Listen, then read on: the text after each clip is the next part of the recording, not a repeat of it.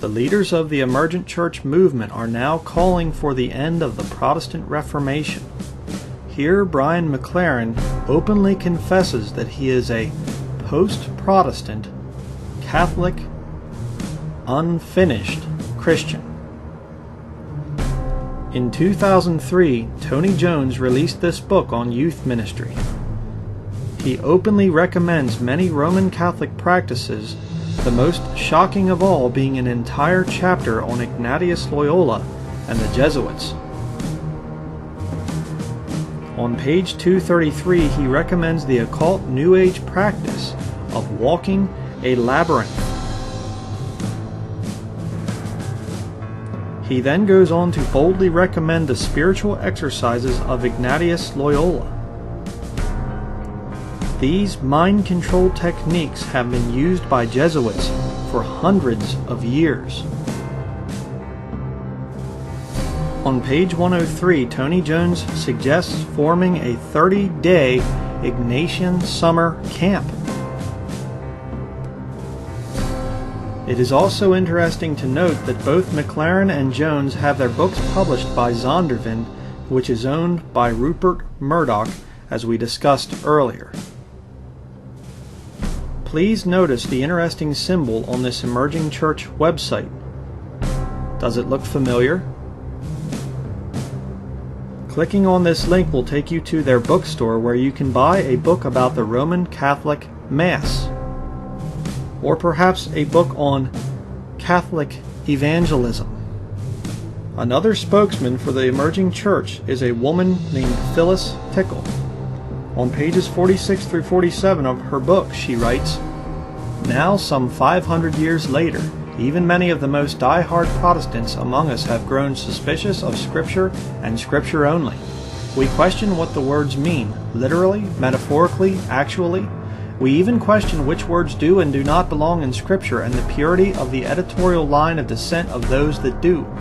We begin to refer to Luther's principle of sola scriptura, scriptura sola, as having been little more than the creation of a paper pope in place of a flesh and blood one.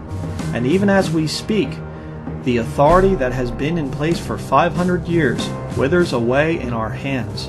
Where now is the authority circles overhead like a dark angel goading us toward this establishment?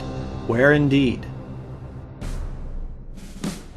On page 58, she discusses the Counter-Reformation and claims that the 5 Councils of Trent were godly assemblies of churchmen trying to purify both doctrine and practice. On pages 150 through 151, she writes, "The new Christianity of the Great Emergence must discover some authority base or delivery system and or governing agency of its own. It must formulate, and soon, something other than Luther's sola scriptura, which, although used so well by the Great Reformation originally, is now seen as hopelessly outmoded or insufficient, even after it is, as here, spruced up and recouched in more current sensibilities."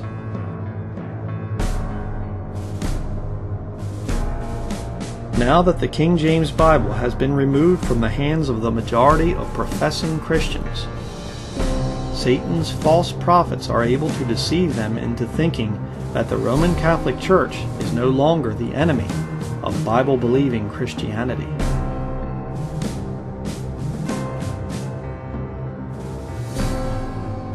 Loyola's Jesuits are bringing in a new Dark Age.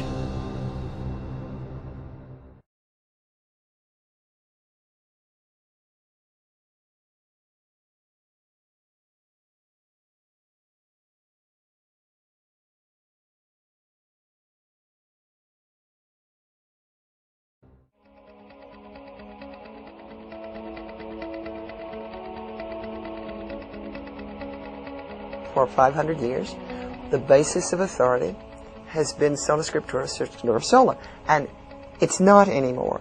And when you say that to folk, it's very threatening. It's very, very threatening. So number one, we need to know why it's threatening and to be appreciative of the fact that it is threatening. And then number two, we need to look at what were the limitations of it the minute it was formulated as a doctrine. And number three, where now is our authority? The minute you say that's not going to be the whole authority, then you open up the question, so where is our authority? There is always one overarching question. That question is, where is the authority?